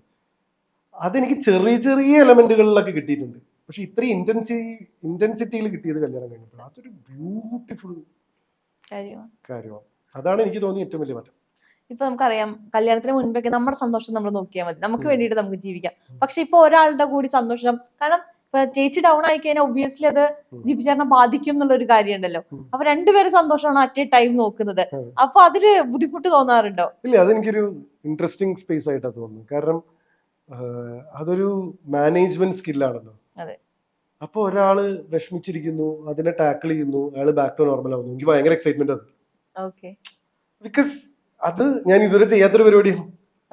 അല്ലെങ്കിൽ ഒരാൾ ഒരു സംഭവം ചെയ്യുന്നു, അയാൾക്ക് കുറച്ച് ദേഷ്യം വരുന്നു, അതിനെ എങ്ങനെ ടാക്കിൾ ചെയ്തിട്ട് നോർമലൈസ് ചെയ്യുന്നു, അത് ഭയങ്കര രസമുള്ള പരിപാടിയാണ്. അതൊന്നും ഞാൻ എന്റെ ലൈഫിൽ ഒരിക്കലും ടൈം സ്പെൻഡ് ചെയ്യാത്തൊരു പരിപാടിയാണ്. പക്ഷെ ഇങ്ങനെയൊക്കെ ആവേണ്ടി വരുമെന്ന് ചിന്തിച്ചിട്ടുണ്ടോ ഒരു പോയിന്റില്? ഇല്ല, കാരണം എനിക്ക് ഇങ്ങനെയൊക്കെ ആണെന്നുള്ളതിന്റെ ഒരു ഐഡിയ ഉണ്ടായിരുന്നില്ല. പക്ഷേ there is something different going to happen എന്നറിയുണ്ടായിരുന്നു. അത് ഇത്ര എക്സൈറ്റിംഗ് ആവുമെന്ന് എനിക്ക് അറിയില്ലായിരുന്നു. ഇപ്പൊ കല്യാണത്തിന് ശേഷം ചേച്ചിക്ക് ഒരുപാട് മാറ്റങ്ങൾ വന്നിട്ടുണ്ട്. അത് നമുക്ക് പ്രകടമായി അത് കാണാനുണ്ട് എന്നുള്ളതാണ്. അപ്പൊ അത് ആരെങ്കിലും വന്ന് പറയാറുണ്ടോ, ജി പി വന്നതിന് ശേഷമാണ് ഈ മാറ്റങ്ങൾ ഉണ്ടായേ, അല്ലെങ്കിൽ നല്ല മാറ്റത്തെ കുറിച്ച് പറയുമ്പോ ഒരു ഇന്നർ? ഞാൻ അവിടെ ഇവിടെയൊക്കെ കേൾക്കാറുണ്ട്. പക്ഷെ അത് ജി പി എന്നുള്ളൊരു കാരണമായി എന്ന് എനിക്ക് തോന്നുള്ളൂ. അതിന് പല കാരണങ്ങളുണ്ട്. ഞാൻ മാത്രം അതിനൊരു കാരണമായിട്ട് എനിക്ക് ഫീൽ ചെയ്യുന്നില്ല. കാരണം ഇപ്പോഴാണ് അവൾക്ക് കുറച്ച് ടൈം കിട്ടുന്നത്. ലാസ്റ്റ് 3 years ആയിട്ട് ഇയാള് 1ാം തീയതി മുതൽ 20-22 വരെ ഷൂട്ട് ചെയ്തുകൊണ്ടിരിക്കുന്ന ഒരാൾക്ക് ഒരു ലൈഫിൽ ചേഞ്ച് ചെയ്യാനോ ഗ്രോ ചെയ്യാനോ വേറൊരു രീതിയിൽ ചിന്തിക്കാനോ ഉള്ള ടൈം ആൻഡ് സ്പേസ് അയാൾക്ക് കിട്ടിയിട്ടില്ല. So I am just one of the many reasons. അല്ലാതെ ഞാൻ വന്നുകൊണ്ട് ആൾ അടിമുടി മാറി എന്നുള്ളതല്ല. ഇപ്പൊ ഫോർ എക്സാമ്പിൾ, ഇപ്പൊ അവളുടെ കോസ്റ്റ്യൂംസിൽ ഒരു 80% ഞാൻ സെലക്ട് ചെയ്ത് കൊടുക്കുന്നുണ്ട്. പക്ഷെ അതിനർത്ഥം കല്യാണം കഴിഞ്ഞതിന് ശേഷമാണ് ഗോപിക ആദ്യമായിട്ട് മോഡേൺ കോസ്റ്റ്യൂംസ് ഇടുന്നത് എന്നുള്ളതല്ല. ഗോപികയ്ക്ക് അത് ഇടാനുള്ള ഒരു ടൈം ആൻഡ് സ്പേസ് ഉണ്ടായിരുന്നില്ല. ഗോപിക പലപ്പോഴും ബാംഗ്ലൂർ പോകുമ്പോഴും ചെന്നൈ പോകുമ്പോഴും കസിൻസിന്റെ കൂടെ പോകുമ്പോഴും ഇങ്ങനത്തെ വേഷങ്ങളൊക്കെ ഇടുന്ന ഒരു വ്യക്തിയാണ്. പക്ഷെ അതിനുള്ളൊരു സമയമോ സാവകാശമോ കഴിഞ്ഞ് 3 കൊല്ലമായിട്ട് ആ കുട്ടിക്ക് കിട്ടിയിട്ടില്ല. കാരണം ഗ്യാപ്പില്ല. ആകെ ഇവിടുന്ന് ഷൂട്ട് കഴിഞ്ഞിട്ട് ഇവിടുന്ന് കോഴിക്കോട് പോയി തിരിച്ച് കോഴിക്കോട് നിന്ന് 2 ദിവസം റെസ്റ്റ് ചെയ്ത് തിരിച്ചു വരാനുള്ള സമയം 1 മാസം ആകെ കിട്ടിയിരുന്നുള്ളൂ. അപ്പൊ ഇങ്ങനത്തെ പിന്നെന്താന്ന് വെച്ചാൽ ഗോപികേനെ ഇത്രയും അധികം എക്സ്പോഷർ നിങ്ങളും ഇപ്പൊ നിങ്ങൾ എല്ലാ സോഷ്യൽ മീഡിയയിലും അവളെ കാണുന്നുണ്ട്. കാരണം എന്താ വെച്ചാൽ ഞങ്ങൾ പോകുന്ന പ്രോഗ്രാംസുകൾ, ഇപ്പൊ ഒരു മൂവി ലോഞ്ച്, ഒരു ഓഡിയോ ലോഞ്ച്, ഒരു സംഭവം, ഒരു ഇനോഗ്രേഷൻ, ഇത്രയും എക്സ്പോഷറും ഗോപികയ്ക്ക് ഉണ്ടായിരുന്നു. അന്ന് ഗോപികയ്ക്ക് ഉണ്ടായിരുന്ന എക്സ്പോഷർ വാസ് വെരി ഡിഫറെന്റ്. എന്ന് വെച്ച് കഴിഞ്ഞാൽ അവള് പോകുന്ന ഒരു ഇനോഗ്രേഷൻ അത് ഭയങ്കരമായിട്ട് ആഘോഷിക്കപ്പെടുന്നായിരുന്നു. പക്ഷെ ഇത്രയും ഓഫൺ എല്ലാ 2 ദിവസം 3 ദിവസം കൂടുമ്പോഴും ഇങ്ങനെ കാണുന്ന ഒരു അവസ്ഥ അന്ന്, അല്ലെങ്കിൽ അന്നത്തെ സോഷ്യൽ മീഡിയ ഇങ്ങനെയായിരുന്നില്ല. ഒരു 2 കൊല്ലം മുമ്പത്തെ സോഷ്യൽ മീഡിയ അല്ല ഇന്നത്തെ സോഷ്യൽ മീഡിയ. ഇതൊക്കെ അതിന് കാരണമാണ്. ഞാനും ഒരു റീസണാണ്. ഈ പറഞ്ഞ പോലെ ഞാനില്ലായിരുന്നെങ്കിൽ ഗോപിക ഇത്രയധികം പരസ്യങ്ങളും ബ്രാൻഡ് അസോസിയേഷൻ ചെയ്യില്ല. അത് ഒരു കാരണമാണ്. സിനിമ ഗോപിക ചെയ്തേക്കാം, കാരണം ഞാൻ എന്നെ പരിചയപ്പെടുന്നതിന് മുമ്പേ സിനിമ ചെയ്തിട്ടുള്ള ഒരു വ്യക്തിയാണ്. പക്ഷെ തീർച്ചയായിട്ടും അഭിലാഷ് പിള്ളയായിട്ടുള്ള എന്റെ റിലേഷൻഷിപ്പ് ഹാസ് ബീൻ ഒരു കാരണമായിട്ടുണ്ട് സുമതി വളവ് കിട്ടാൻ. സുമതി വളവ് കണ്ടപ്പോ എന്താ തോന്നിയത്? ഞാൻ ആള് ഭയങ്കര കൂളാണ്. എന്റെ കസിൻസും ഒക്കെ പറഞ്ഞതാണ്. ക്യാമറയുടെ മുമ്പിൽ ഒരു പതറലും ഇല്ല, ഭയങ്കര റിലാക്സ്ഡ് ആണ്. ക്യാമറ അവിടെ ഉണ്ട് എന്നുള്ള ബോധം പോലും ഇല്ല. വളരെ റിലാക്സ്ഡ് ആയിട്ട് വളരെ ഇതായിട്ട് അഭിനയിക്കുന്ന ഒരു വ്യക്തി. അപ്പൊ അങ്ങനത്തെ ഒരാൾക്ക് സിനിമ കിട്ടുക എന്നുള്ളതും ബുദ്ധിമുട്ടുള്ള കാര്യം. ഗോപികൾക്ക് ഇപ്പൊ ഞാൻ വന്നപ്പോ ഉണ്ടായ 2 മേജർ മാറ്റമായിട്ട് എനിക്ക് തോന്നിയില്ല. പുള്ളിക്കാരി അല്ലെങ്കിൽ യാത്ര ചെയ്യുന്നതിനേക്കാൾ കൂടുതൽ അത് ചിലപ്പോ ഞാനായിരിക്കും. കാരണം ഞാൻ അങ്ങനെ എനിക്ക് ആ ട്രാക്ക് റെക്കോർഡ് കുറച്ച് കാലമായിട്ടുണ്ട്. അച്ഛനെയും അമ്മേനെ കൊണ്ട് യൂറോപ്പ് പോവാ, മറ്റേ കോഡീലിയ ക്രൂസ് പോവാ, ഇവിടെ പോവാ അവിടെ പോവാ, ഫ്രണ്ട്സ് ആയിട്ട് ടൂർ പോവാ. അപ്പൊ ഈ സാധനം ഈ ചിതപ്പ എനിക്ക് കുറച്ചുണ്ട്. അപ്പൊ അതുകൊണ്ട് അവള് ഒരു 10 രാജ്യങ്ങളിൽ കഴിഞ്ഞ ഒരു വർഷം 1.5 വർഷത്തിന്റെ ഉള്ളിൽ അത്രയും രാജ്യങ്ങളൊക്കെ പോയത് ഞാൻ കാരണം മീൻസ് ഞാനും കൂടെ അതിന്, അല്ലെങ്കിൽ അവള് ഇത്രയും അഗ്രസീവായി യാത്ര അത് പോയിണ്ടാവും. പക്ഷെ ഇത്ര എണ്ണൊക്കെ ചിലപ്പോ പോകാനുള്ള സാധ്യത ഉണ്ടാവില്ല. പിന്നെ ഈ ബ്രാൻഡ് അസോസിയേഷൻ, പിന്നെ ഇൻ ജനറൽ എന്താന്ന് വെച്ച് കഴിഞ്ഞാൽ ഓപ്പർച്യൂണിറ്റീസ് വരുമ്പോഴാണല്ലോ ആൾക്കാർ ഗ്രോ ചെയ്യുക. She had that opportunity. ഇപ്പൊ എന്തൊക്കെ ഇന്റർവേർട്ട് എന്തൊക്കെ ഇതാണെന്ന് പറഞ്ഞു കഴിഞ്ഞാൽ ഇപ്പൊ ആൾക്ക് ഒരു സ്റ്റേജിൽ കയറുന്ന സംസാരിക്കാനോ, അത് മുമ്പും അങ്ങനെ ബുദ്ധിമുട്ടുണ്ടായിരുന്നില്ല. പക്ഷെ ഇപ്പൊ ഷീ ഈസ് ഡിഫറെന്റ്. പുള്ളിക്കാരി അങ്ങനെ വേണമെന്ന് ആഗ്രഹിച്ചു തുടങ്ങിയിട്ടുണ്ട്. ഓക്കെ, കൂടുതൽ ബ്രാൻഡ് അസോസിയേഷൻസ് ചെയ്യണം, കൂടുതൽ ഗ്രോ ചെയ്യണം, വലിയ വലിയ സിനിമകൾ ചെയ്യണം, വലുതായി സ്വപ്നം കാണണം. അതാണ് മേജർ വ്യത്യാസം. അല്ലെങ്കിൽ ചെറുതായി സ്വപ്നം കണ്ടിരുന്ന ആളായിരുന്നു. അതൊരു വലിയ വ്യത്യാസമായിട്ട് എനിക്ക് തോന്നിയിട്ടുണ്ട്. എന്ന് വെച്ചാൽ ചെറിയ ആഗ്രഹങ്ങൾ, ചെറിയ സ്വപ്നങ്ങൾ. ഞാൻ എപ്പോഴും ഗോപിയുടെ അടുത്ത് പറയും, വലിയ ആഗ്രഹങ്ങൾ എന്ന് വിചാരിച്ചിട്ട് സങ്കടപ്പെടാൻ പാടില്ല. ആഗ്രഹങ്ങൾ കൂട്ടുക എന്ന് പറഞ്ഞിട്ട് ഈ കിട്ടിയില്ലല്ലോ എന്ന് വിചാരിച്ച് വിഷമിക്കാൻ നിന്ന് കഴിഞ്ഞാൽ നിങ്ങൾക്ക് ആഗ്രഹങ്ങൾ ഇല്ലായിരിക്കുക, മനസമാധാനത്തോടെ ജീവിക്കുകയാണ്. പക്ഷെ ഇതൊരു വേറെ സ്പേസാണ്.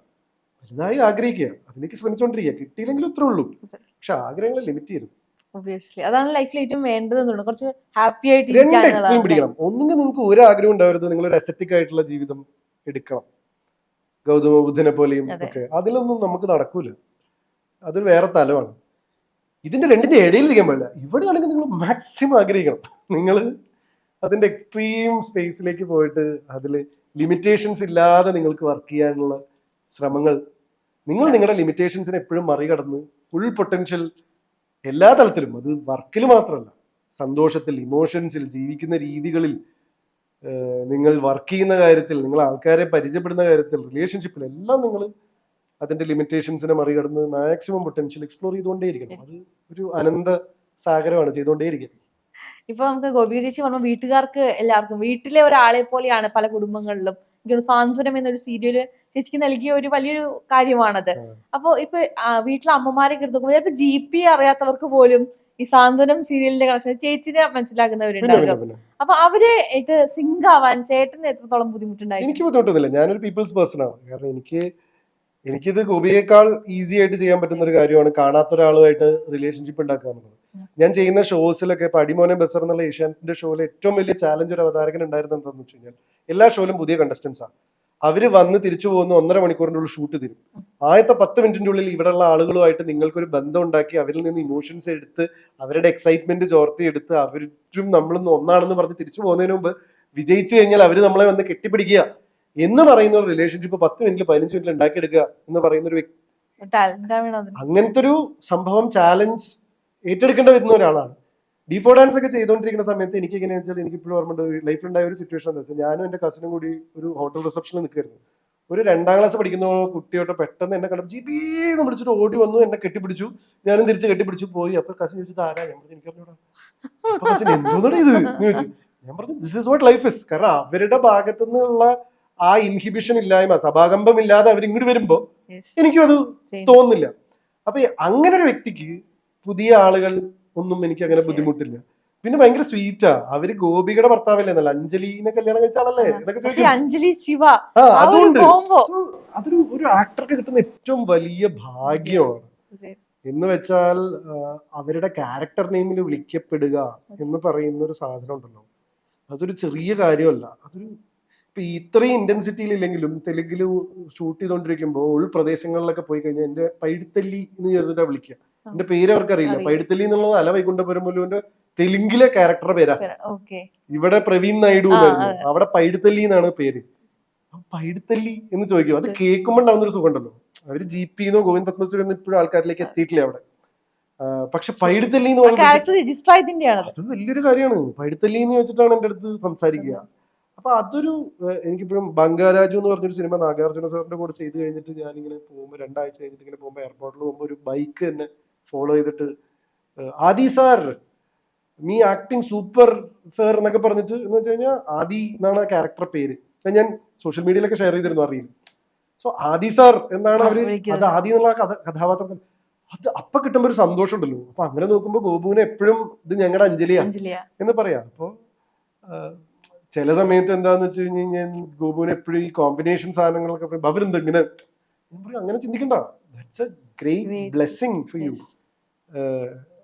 അത്രത്തോളം ആൾക്കാരുടെ ഉള്ളിലേക്ക് കയറിയിരിക്കുന്ന ഒരു സംഭവമല്ലേ. പക്ഷെ അവളും നല്ല രീതിയിലാട്ടോ അത് ആൾക്കാരെയൊക്കെ സ്വീകരിക്കുന്ന രീതിയാണെങ്കിൽ. അവളൊരു ക്രൗഡ് പേഴ്സൺ ഒന്നല്ല, but still she takes effort ആളുകളെ സ്വീകരിക്കാനും. വളരെ സ്ട്രേറ്റ് ഫോർവേഡ്. പക്ഷെ അവൾക്ക് വേറൊരു മുഖമുണ്ട്, വൻ വൈബായിട്ടുള്ള വേറെ മുഖമുണ്ട്. പക്ഷെ അത് ആരും കാണില്ല, അത് എളുപ്പമല്ല. ക്യാമറ ഓൺ ചെയ്തെന്നല്ലോ മൊമെന്റ്സ് കിട്ടിയേക്കാം, ചില മൊമെന്റ്സിൽ അത് കിട്ടിയേക്കാം. പക്ഷെ അവളുടെ യഥാർത്ഥ വൈബ് എന്നൊക്കെ പറഞ്ഞാൽ എന്റെയൊക്കെ നിങ്ങൾ വിശ്വസിക്കുമെന്നറിയില്ല, ഞാനൊക്കെ ഉള്ള എനർജിയുടെ അത്ര തന്നെയോ അല്ലെങ്കിൽ എന്നെക്കാൾ എനർജിയിൽ വൈബ് ചെയ്യുന്ന ഒരാളാ. പക്ഷെ നിങ്ങൾക്ക് അത് എളുപ്പമായിരിക്കില്ല ചിന്തിക്കാൻ. കാരണം നിങ്ങൾ അങ്ങനെ ആളെ സോഷ്യൽ മീഡിയ കണ്ടിട്ടില്ല, ഒരു ഇന്റർവ്യൂവിന് അത് ഒപ്പിയെടുക്കാൻ പറ്റില്ല.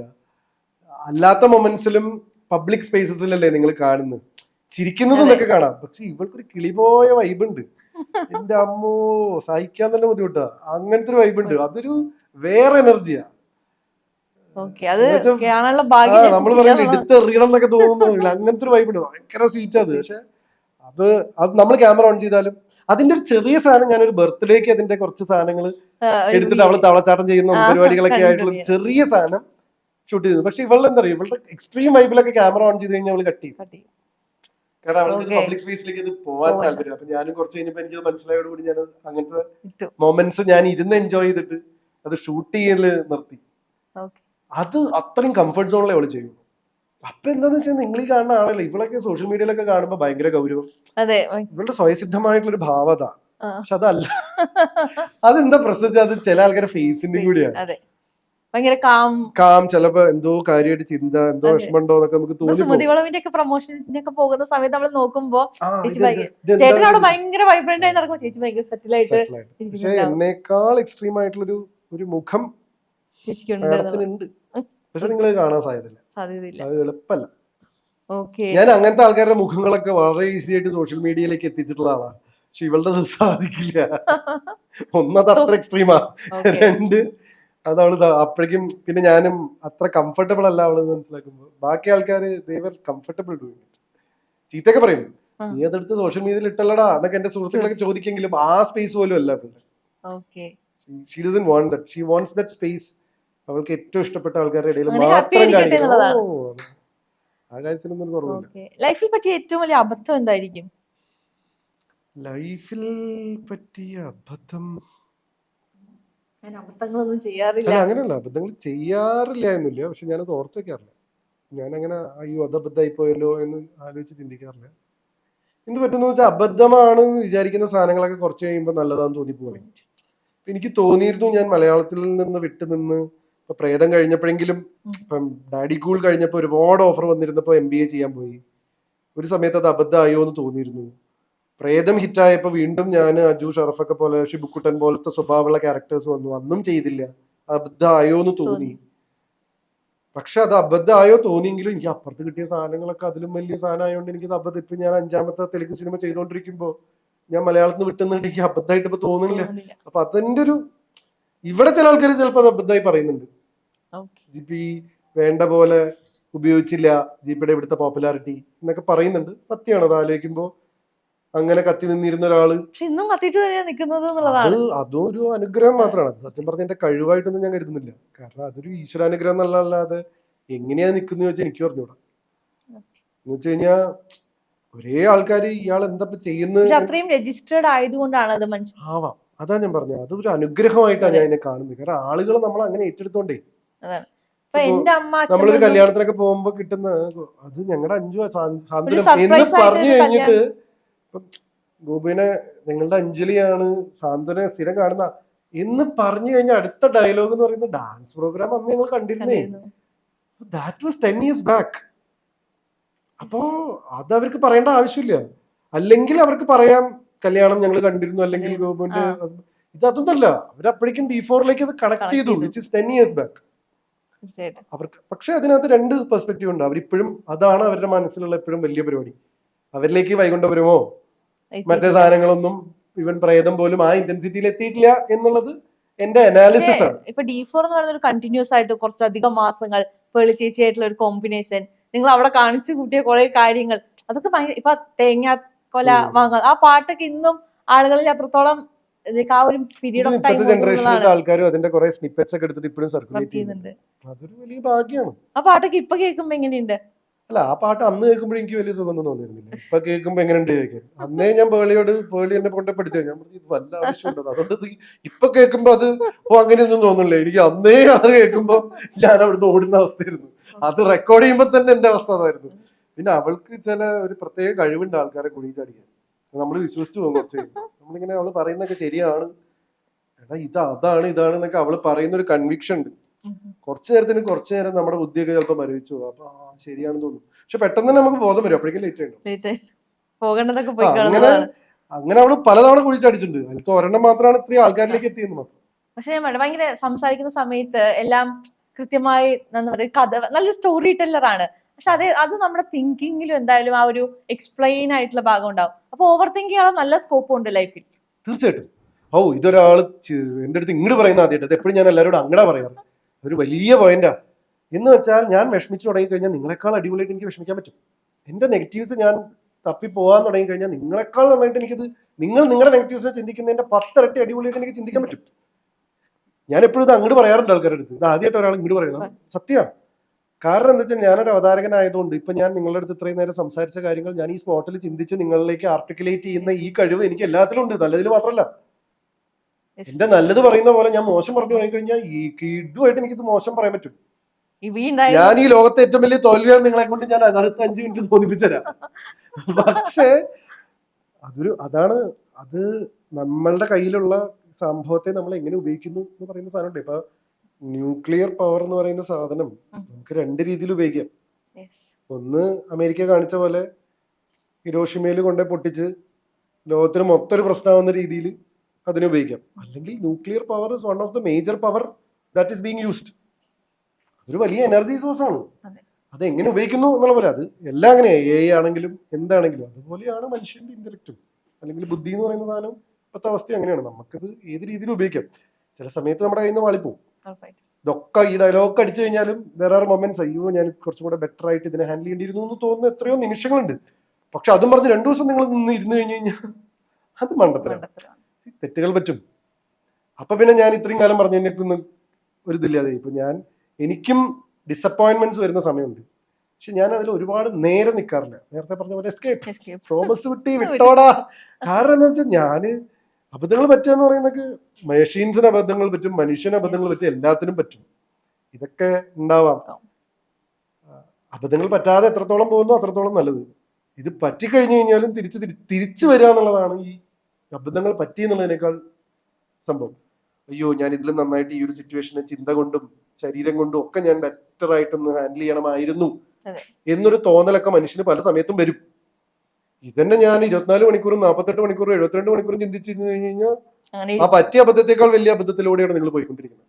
അതാണ് ലൈഫിൽ എനിക്ക് എപ്പോഴും ഇമ്പോർട്ടൻ്റ് ആയി തോന്നുന്നത്. അതിൽ നിന്ന് തിരിച്ചു കയറില്ല, അപ്പത്തം മാനേജിലല്ല, അത് കഴിഞ്ഞുള്ള ഹാങ് ഓവർ ഉണ്ടല്ലോ, അതിൽ നിന്ന് തിരിച്ചു വരലാണ് നമ്മുടെ ടെസ്റ്റിംഗ് ടൈം. ഇത് വിട്, പോയി, അബദ്ധമായി, ശരി, ഇനി എത്ര നേരം നിങ്ങൾ അതിലേക്ക് എനർജി കൊടുക്കുന്നുണ്ട്, അത് എവിടെ നിങ്ങൾക്ക് കട്ട് ചെയ്യാൻ പറ്റും, അതാണ് നമ്മുടെ ഡിസൈഡിങ് ഫാക്ടർ. അത് നമ്മൾ കോൺഷ്യസ് ആയിട്ട് എഫേർട്ട് ഇട്ടേ പറ്റും. നമ്മളൊരു സാധനത്തെക്കുറിച്ച് റിഗ്രറ്റ് ചെയ്തുകൊണ്ടേ ഇരിക്കുകയാണ്, ശരി, അതാണ് പണി. അങ്ങനത്തെ സന്ദർഭങ്ങളിലാണ് ടെസ്റ്റിംഗ് ടൈംസ് ആയിട്ട് ഫീൽ ചെയ്യാറ്. അപ്പൊ അത് തന്നെയാണ് എനിക്ക് ഫീൽ ചെയ്യുന്നത്. നമ്മൾ എവിടെ കോൺസെൻട്രേറ്റ് ചെയ്യണം. ഇപ്പൊ എനിക്ക്, ഇപ്പൊ ഞാൻ നേരത്തെ പറഞ്ഞ ചോദ്യത്തിലേക്ക് തിരിച്ചു പോവുകയാണെങ്കിൽ, പാട്ട് വേണോ, ഡാൻസ് വേണോ, അവതരണം വേണോ, പരസ്യകലയിൽ ബെറ്റർ ആവണോ, ഇനി പരസ്യ എഴുത്ത്, പരസ്യ സംവിധാനം അത് ബെറ്റർ ആക്കണോ, ഇനി ഇതൊന്നും അല്ലാതെ വേറെ വല്ല പുതിയ പരിപാടിയിലേക്കും കയറണോ, സിനിമ, തെലുങ്ക്, അങ്ങനെ കുറെ പരിപാടി ഉണ്ട്, എന്ത് ചെയ്യണം. പക്ഷെ ഞാനിപ്പോ അതിനൊരു ക്രൈറ്റീരിയ കൊടുക്കുന്നത് ചെയ്യുന്നതെല്ലാം എൻജോയ് ചെയ്യുക എന്നുള്ളൊരു സാധനമാണ്, ഇൻക്ലൂഡിങ് ദിസ് ഇന്റർവ്യൂ.